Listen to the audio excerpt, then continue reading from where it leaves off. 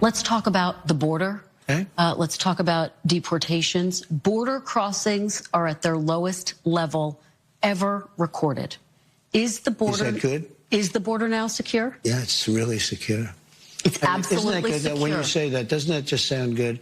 After being abused for years by an incompetent president that allowed people to pour through an open border, criminals from all over the world, murderers and insane people from mental institutions and insane asylums. Isn't it a beautiful thing when you say it's the most secure it's ever been in the history of our country? Isn't that a nice statement? Psychologically, I mean, the fake news was giving me such press on the tariffs. The tariffs are going to make us rich. We're going to be a very rich country. So let's talk about the tariffs. And I want to ask you about something you said this week. Got a lot of attention. You were at your cabinet meeting. You said, quote, I'm going to quote what you said, maybe the children will have $2 instead of $30. Yeah. And maybe the $2 will cost a couple of bucks more than they would normally. Are you saying that your tariffs will cause some prices to go up? No, I think the tariffs are going to be great for us because it's going to make us rich. But you said some dolls are going to cost more. Isn't that an acknowledgement that some prices will go up? I don't think a beautiful baby girl that's 11 years old needs to have 30 dolls. I think they can have 3 dolls or 4 dolls because what we were doing with China was just unbelievable. We had a trade deficit of hundreds of billions of dollars with China. When you say they could have $3 instead of $30, are you saying Americans could see empty store shelves? No, I'm not saying that. I'm just saying they don't need to have $30. They can have 3. They don't need to have 250 pencils. They can have 5. But you're basically saying there could be some supply shortages because of the tariffs. We don't have to waste money on a trade deficit with China for things we don't need, for junk that we don't need. And they need relief right now. And they're getting it. Right now? What about those even mortgage rates? different items I just Mortgage mentioned? rates are going down despite the fact that we have a stubborn Fed. But you said even dolls could cost a couple bucks more. Maybe they might, but you don't need to have, as I said, $35. You can have 2, 3, 4 and save a lot of money. We don't need to feed the beast. I guess. Boy. So we got to talk about President Trump's interview with Christian Welker on Meet the Press. An interview that was very adversarial from the beginning, like all of the interviews that President Trump does with the mainstream liberal media, which, by the way, you got to give the guy credit. You have to give him credit. Say what you want about President Trump, but he doesn't run away from the liberal media, okay? I mean, for the last 4 years, we had Biden who ran away from the liberal media, even though they was on his team, right? He ran away from the people that was on his side, right? That was pushing propaganda on his behalf. He ran away from softball interviews. That's how bad Biden was, okay? But President Trump is not running away from any of these interviews. None of these interviews are softball interviews. And this interview right here with Christian Welker is just another example of how the liberal media is hell-bent on trying to make the president look bad, right? All they want to talk about are negative things. They don't want to talk about the positive things or the good things. And that kind of came out during this interview. President Trump set Kirsten Welker straight on the bias of the media when it comes to these interviews. Some people on Wall Street have expressed concerns that the possibility of a recession is increasing. And I want to know what you think about that. Are you comfortable with the country potentially dipping into a recession for a period of time if you are able to achieve your long-term goals? Well, you say some people on Wall Street say, well, I have to tell you something else. Some people on Wall Street say that we're going to have the greatest economy in history. Why don't you talk about them? Because some people on Wall Street say this is the greatest thing. Well, that's what I'm getting at. That's what I'm getting at, though. It's the same question. Yeah, there are many people on Wall Street say this is going to be the greatest windfall ever happened. Well, we all know why they don't frame the question that way, because, again, there are a lot of opinions on Wall Street. The opinions that the mainstream liberal media seems to care about are the opinions that are negative, right? Because, in my opinion, I think Wall Street and the liberal media, they're basically working on behalf of China at this point, especially when it comes to this conversation about these tariffs and the economy. I'm at the point where I think Wall Street, they should rename themselves the Great Wall Street of China and get rid of the bull and just make it a dragon. That's how in bed they are with China at this point. MSNBC might as well be MSCCP, okay? And CNN is definitely China News, right, at this point. So with that being said, again, the whole point of these interviews is to try to be as negative as possible, okay? To try to take everything that President Trump says, even when he's clearly trolling, right, when it's a joke. No, the mainstream liberal media, they take it very, very, very serious, like this idea that President Trump is going to run for a third term. The Trump organization is selling hats that say Trump 2028. Yeah. Are you seriously considering a third term, Mr. President, even though it's prohibited by the Constitution? Or is this about staying politically viable? I will say this. So many people want me to do it. I have never had requests so strong as that. But it's something that, to the best of my knowledge, you're not allowed to do. I don't know if that's constitutional that they're not allowing you to do it or anything else, but there are many people selling the 2028 hat. But this is not something I'm looking to do. I'm looking to have 4 great years and turn it over to somebody, ideally a great Republican, to carry it forward.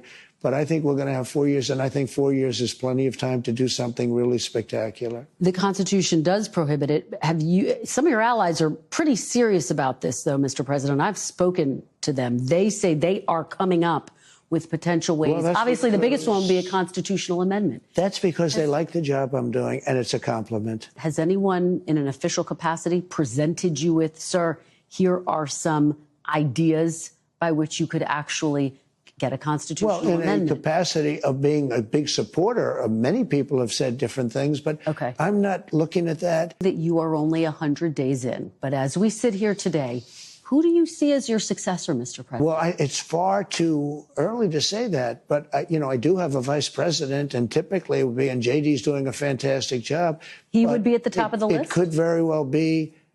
I don't want to get involved in that. I think he's a fantastic, brilliant guy. Marco is great. There's a lot of them that are great. I also see tremendous unity. But certainly you would say that somebody's the VP. If that person is outstanding, I guess that person would have an advantage. But I think the other people would all stay in unbelievably high positions. But, it could be that he'd be challenged by somebody. We have a lot of good people in this party. Yeah, so you seen that, you heard that. Now, I guarantee you the headline from the mainstream liberal media from this interview will not be, Trump is not a dictator. Trump says that he will be a 2-term president and says that, hey, maybe J.D. Vance or Marco Rubio will take over, right? I mean, that is not the story that the liberal media will cover, despite the fact that when he clearly was trolling about running for a third term, they tried to say, oh, see, this is President Trump trying to be a dictator, right? He's a dictator. We told you. He wants to be like Putin. He wants to be Xi, right? I'm just saying, that is how the fake news operates, and President Trump likes to let the fake news know that, especially in these interviews. And that's what he did to Kirsten Walker throughout this interview, and that's what I want to react to. So without further ado, let's go ahead and get into this. Let me ask it this way, sir, because when we talked in December, I asked you, what is your message to people who didn't vote for you? Let me remind you of what you said. You said, I love you, and we're going to all work together. How does pursuing your political foes help to unify? Did I really say I love you? You really did. That's a direct quote. Yeah, I'm sure you're right, but I'd like to see. I promise I'll show it to you. I'll show you the tape. Look. How does that help to unify the country? I want to treat people fairly, whether they voted for me or not. I want to have a unified country. It's very hard because the media is so fake, including, like even the way you ask questions. Every question is asked in a negative vein.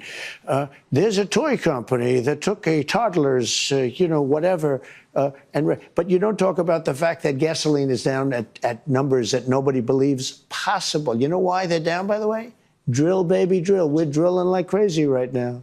We try to make sure. Yeah, oil prices are falling, and hopefully gasoline prices, at least theoretically, they should start to fall to follow in the near future. Okay, it's not a situation where you see oil prices fall and then gas prices fall immediately. That's not how it works. It kind of works itself downstream, right? So, yeah, I mean, considering the fact that oil prices are falling, a lot of people should be seeing relief at the pump already or very soon.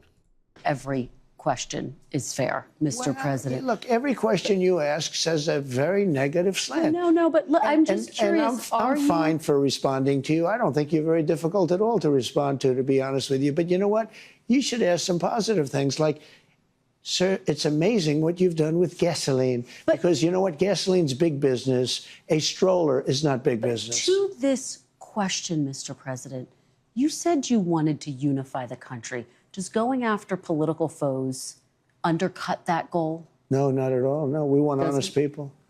Okay. I think you have to do that. We want honest people in this country. Let me ask you big picture. People who have lived in countries like the Philippines, Hungary, Russia, they look at some of your actions going after civil service, going after universities, law firms, the media. They say it's out of an authoritarian playbook.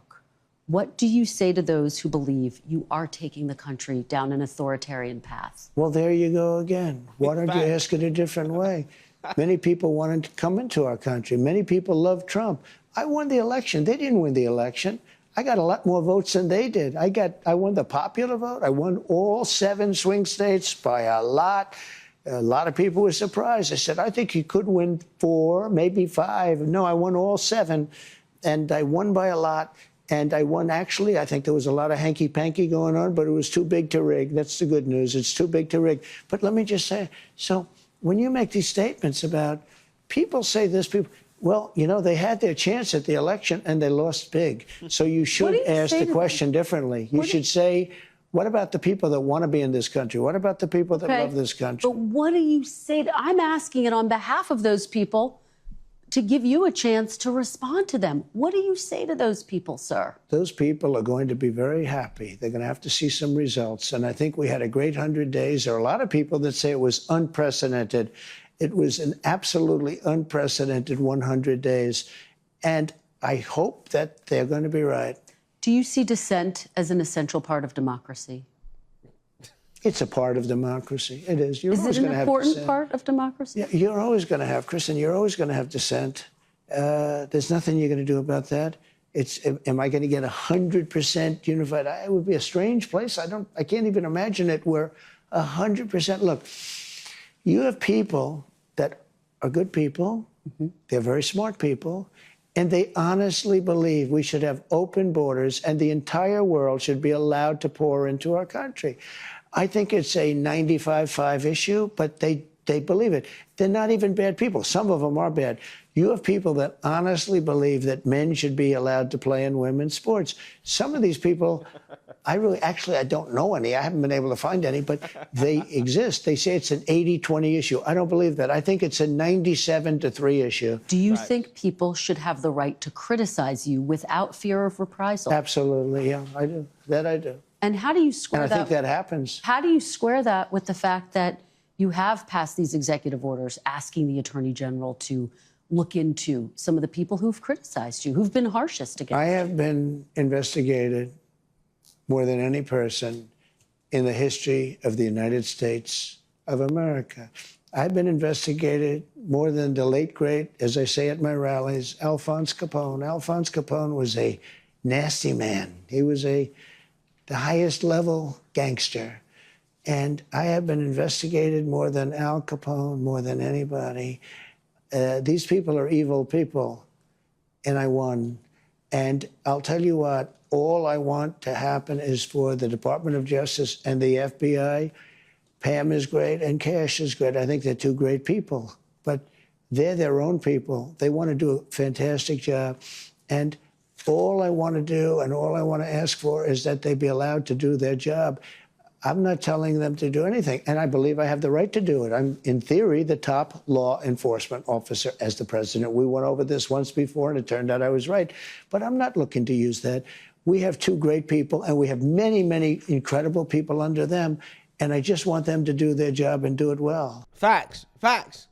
That's all we want, right? We just want them to do their job and to do it well. But see, them doing their job and doing it well means Democrats are going to have to face some accountability, right? And that's not what the media wants, right? They don't want Democrats actually having to face consequences for the crimes and for the laws that they break, right? No. They're supposed to let the Democrats slide, right? That is what the mainstream liberal media wants. And that's not what the Trump administration is doing, right? That's not what the Trump administration is doing.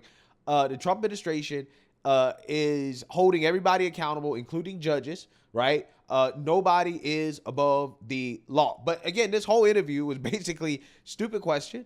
after Trump deranged question, and then another stupid question, and another Trump deranged question. Well, sir, do you believe that dissent is an important component of democracy? Like, what? Sir, are people allowed to criticize you? What do you want to say to the people that hate you, sir? Right? Like, come on, right? Really? Really? I think President Trump has a point. All of these questions are framed in a way to make it seem like everything is a disaster, right? And they don't frame these questions like this with Democrats. Okay, they're not nearly as harsh with Democrats. They softball interviews with Democrats. And I'm not even saying they should softball the interviews with President Trump. I'm just saying that if they're going to bring this type of smoke to an interview, then do that with Democrats every single time. Because Democrats have a lower approval rating than the Republicans and President Trump. But do Democrats face the same amount of criticism as President Trump? That tells you that the game is rigged right there. The most unpopular political party in this country does not receive nearly as much criticism from the liberal media as the president and the GOP, even though the president and the GOP both have higher approval ratings than the Democrats, right? How can you be more critical of the people that the American people like more than the Democrats who they don't like, right? They don't like the Democrats. Their approvals is in like the low 20s, right? Maybe single digits. Who knows? Depends on, which part of the country. If you're in Chicago, Brandon Johnson, yeah, his approval rating is in the single digits. But the media doesn't spend time covering that, right? Talking about the Democrats. Okay, they want to spend all their time talking about Trump. And when they sit a Democrat down to talk to Democrats and interview them, it's just softball after softball. And that's the problem with the current landscape of the media. And President Trump, you got to give him credit, right? He will go on all these liberal media outlets and do these interviews, and he just kind of holds it down, right? Unlike Biden. We didn't see too much of this when he was in office. So let me know what you guys think. Make sure you like, comment, and subscribe. Most importantly, share a Black conservative perspective. Peace.